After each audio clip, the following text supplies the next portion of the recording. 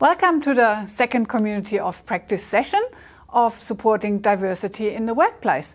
Today's session is about how to develop an inclusive HR strategy with the following focus. What is it?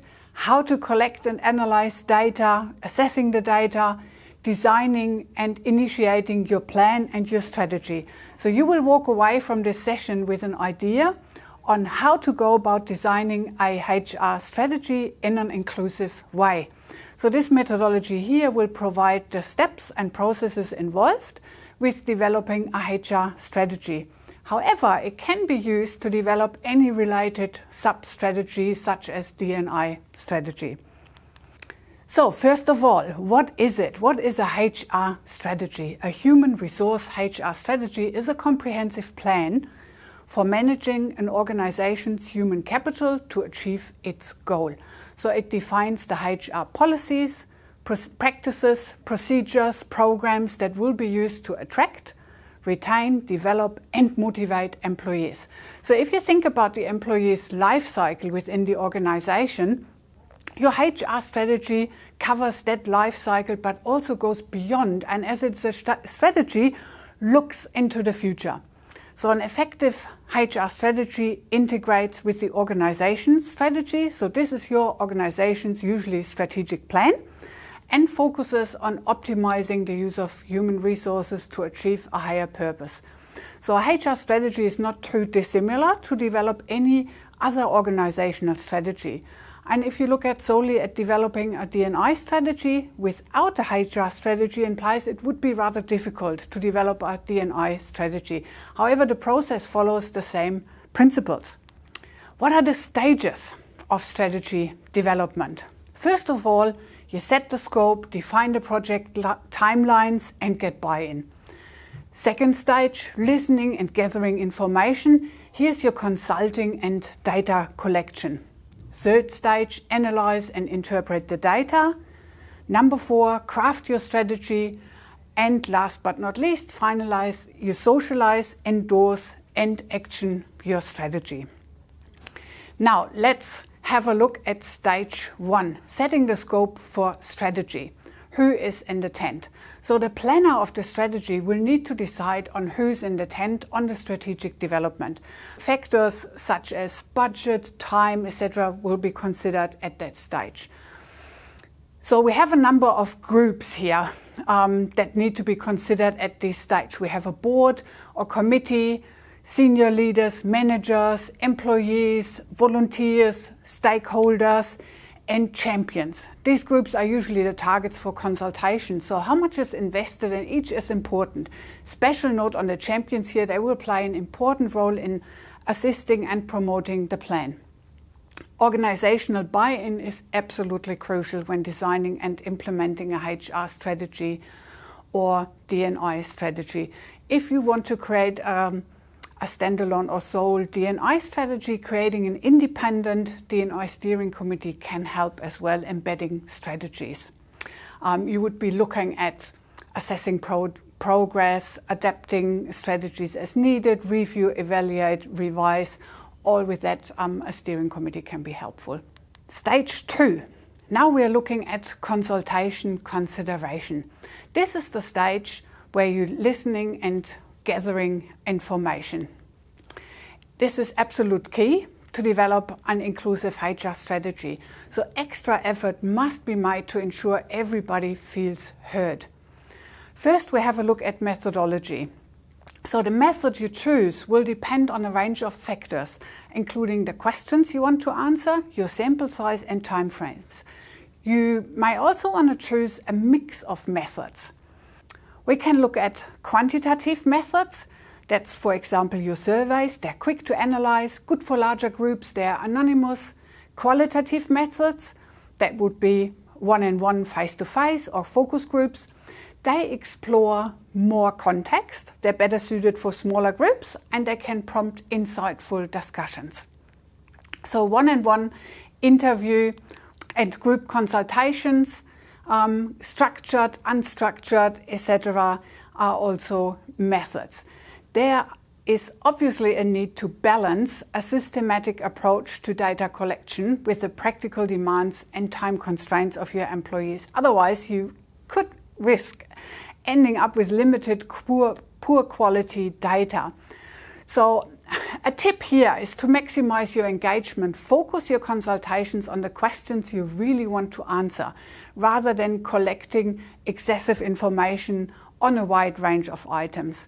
So one tool that is very often used in strategic planning is a SWOT analysis, looking in a structured way at strengths, weaknesses, opportunity and threats.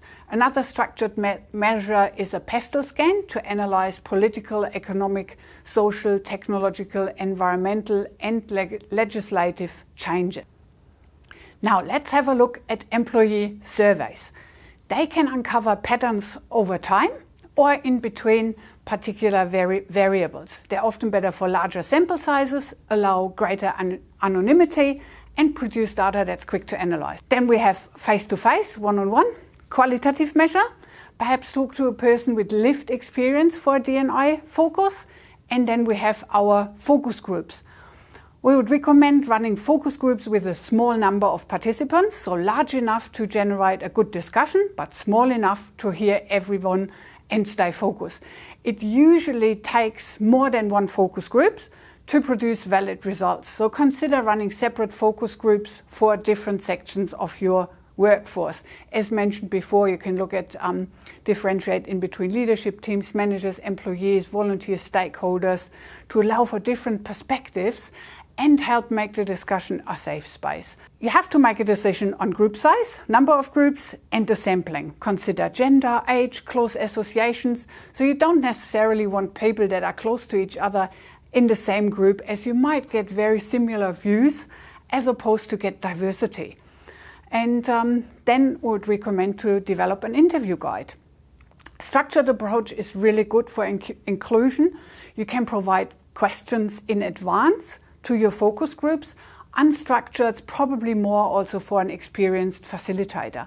And then it comes to selecting a facilitator, internal, external. External have the advantage to remove bias and they bring a fresh perspective.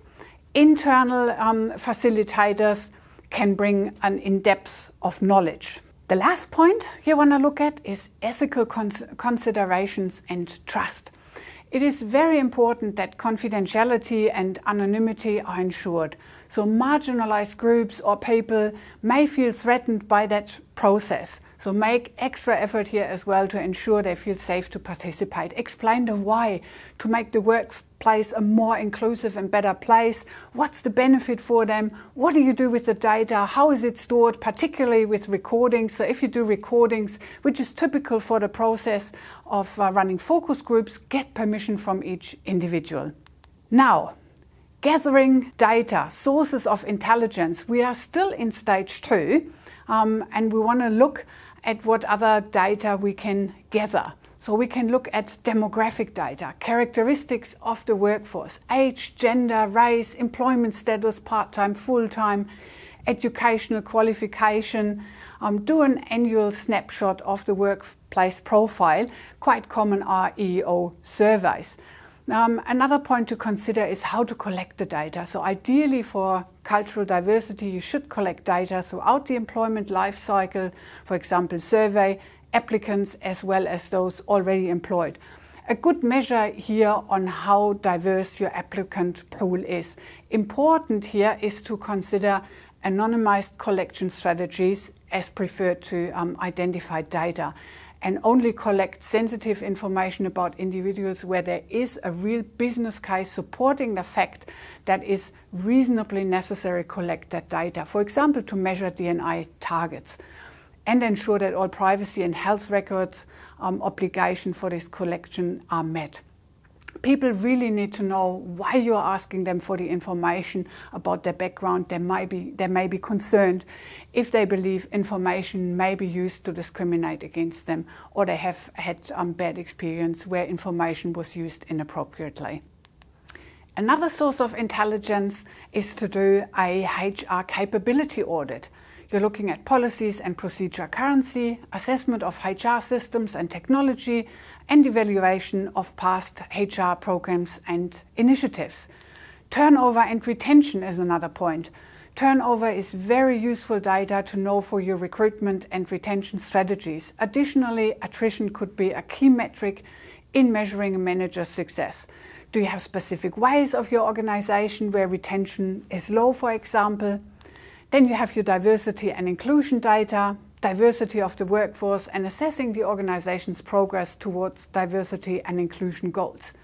You have performance data or performance intelligence, employee performance, including feedback from managers and peers. You can use it to inform performance management decisions. It can also be used in cross-reference to your turnover rates. Are all your high performers leaving? Why? Particularly an issue for minority groups. Also have a look at promotion data. Who gets promoted in your organization? Learning and development. Participation in training and development programs and assessing the impact of those programs on employee performance and career advancement is the data you can gather. More data together. You can have a look at employee surveys, SWOT, I've already mentioned. Review intelligence gathered from surveys, trends, employee attitudes, opinions, perception of HR, of previous HR initiatives and programs. Remuneration. Assess your payment rates. Look for justification and discrepancies. There are still gender pay gaps in organizations, so organizational justice is key here. Have a look at your safety data. Work health and safety incidents, near misses, psychological safety. This includes bullying and harassment, discrimination. How many formal complaints have you had in your organization? Absenteeism, key measure of organizational health and well-being. It's a very strong indicator of dissatisfaction and a predictor of turnover. And then you have your external data. Industry benchmark best practices can provide a good benchmark for your HR strategies and inform decision-making. Labor market data, another source of intelligence. Benchmarking or labor market data such as unemployment rates, compensation trends and demographic data can inform talent acquisition and retention strategies. Now we are moving into stage 3, analyzing and interpreting the data. Clean the data, keep it anonymous if possible, remove any name references, visualize data where possible, use graphs and charts, look at trends, themes and anomalies. Reduce complexity and avoid jargon. Consider using new technologies such as business intelligence or human resources analytics software. Tip here, let the data lead your thinking, which will reduce your bias. We're moving into stage 4, crafting your strategy. Now that you have analyzed the data and have developed the working theories, it's time to begin shaping up the HR strategy. Setting objectives as a great first step, as they will crystallize what your strategy is looking to improve and achieve. Objectives need to be inspirational and aim to turn the dial on HR issues. So setting objectives based on what you think will make the desired change. So your objectives then are cascaded down from the organizational objectives. So how do your objectives need to look like? They need to be SMART. So they need to be specific, target a specific area for improvement, measurable. Ideally, you can put a number behind, quantify, or at least suggest an indicator of progress. Achievable, make it challenging, realistic or relevant. State what results can realistically be achieved given available resources, and you have to put a time frame to it. Specify when the results can be achieved. So an example objective could sound like reduce bias in hiring by increasing the percentage of underrepresented groups among your new hires from 15% to 25% in the next 3 years. Now you're getting to the designing on the strategies. Now that the objectives have been set, we need to design strategies on how they are going to be achieved. So the objective is the what, the strategy is the how. Strategies need to cascade and align to the objectives. They can apply to any stage of the employment life cycle. They also need to be SMART. And for D&I strategies, they should be both based on evidence and lived experience. I will be introducing 6 main areas that objectives and strategies tend to cluster under in HR. They are not exclusive, can be changed to suit the needs of your organization, but we recommend not to exceed 5 or 4. So the areas we are looking at is workforce planning, talent and retention, learning and development, diversity and inclusion, performance and engagement. Let's have a look at the first area, performance planning. That means anticipating and planning for the organization's future workforce needs, including the size, skills and experience required for the organization to succeed. So the most common definition of workforce planning is having the right people in the right place with the right capabilities at the right time. So therefore, at a basic level, workforce planning is about predicting the future needs and undertaking actions to ensure the organization is prepared to meet them. The alternative would be making staffing decisions in an ad hoc or reactionary way that does not support the longer-term goals of the organization. Workforce planning might also include a review of the organization's current workforce, including its demographics, skills and capabilities, as well as an analysis of future workforce needs based on growth projections and, of course, changing requirements. An example of a workforce planning might identify the need to hire employees with certain technical skills, or a need to hire different diversity profiles, or to develop a plan for succession planning in key leadership positions incorporating D&I targets. The next area to look at is talent acquisition and retention. This means developing and implementing effective strategies for attracting and maintaining the best talent to meet the organization's needs. So this section will analyze your current talent management practices and look in the future. It may include developing a compelling employer brand, offering competitive compensation packages, and fostering a positive work environment that supports employee well-being, inclusiveness, and engagement. Example strategies could look like analysis of employee engagement levels, turnover rates, and other metrics related to talent management. You may identify a need to improve the onboarding process for new employees, or to develop a plan for promoting from within to retain top performers. Let's have a look at the case study for talent acquisition and retention. The case study I brought here and would like to present is Hunter Primary Care. Hunter Primary Care is an organization that provides a broad range of healthcare and well-being services in the Newcastle-Hunter region. In recent years, Hunter Primary has identified a need to improve the representation of Aboriginals and Torres Strait Islanders, which is due to an acknowledgement that Aboriginal Torres Strait Islanders are underrepresented in the workforce, which impacts its ability to deliver the services it provides to Aboriginal and Torres Strait Islanders. To tackle this, Hunter Care has developed a series of initiatives. They implemented recruitment panels comprising of Aboriginal and Torres Strait Islander employees where possible to ensure there is diversity of opinion during the interview process. This process also included having Aboriginal Torres Strait Islander employees welcome applicants and escort them to the interview. They specified that Aboriginal Torres Strait Islanders are welcome to apply on the job advert.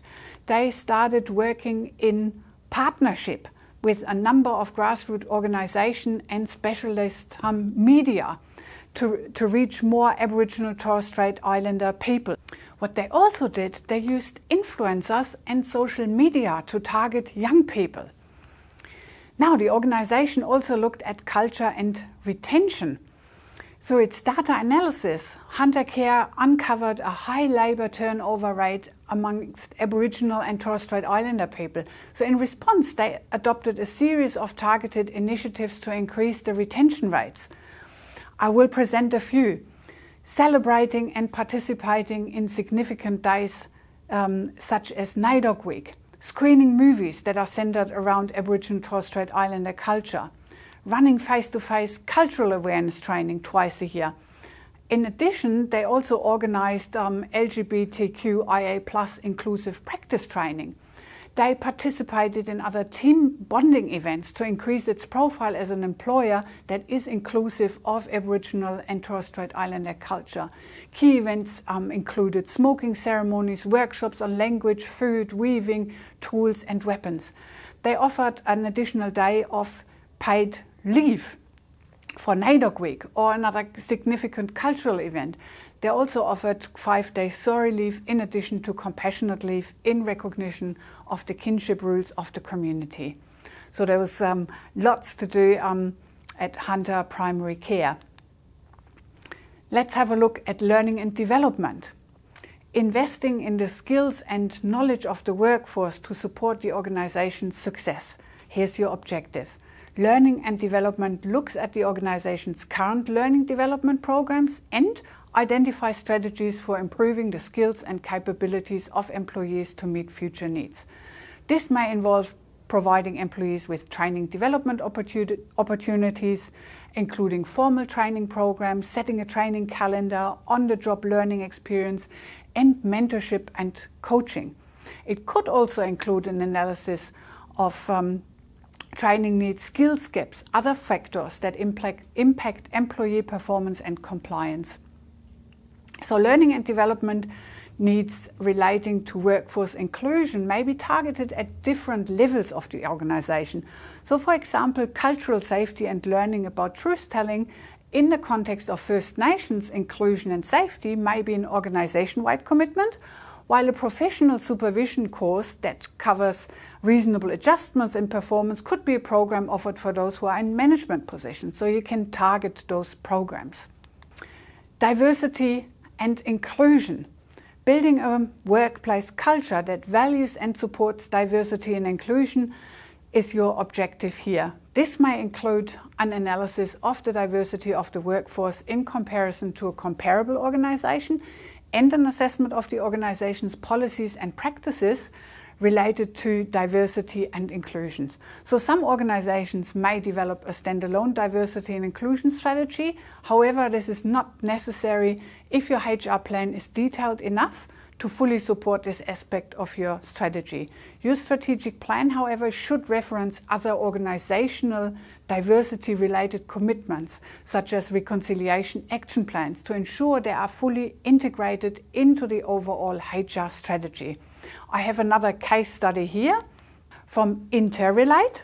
Interrelate is a non-for-profit provider of relationship services that specializes in empowering people to build strong, respectful, resilient and healthy relationships across the lifespan.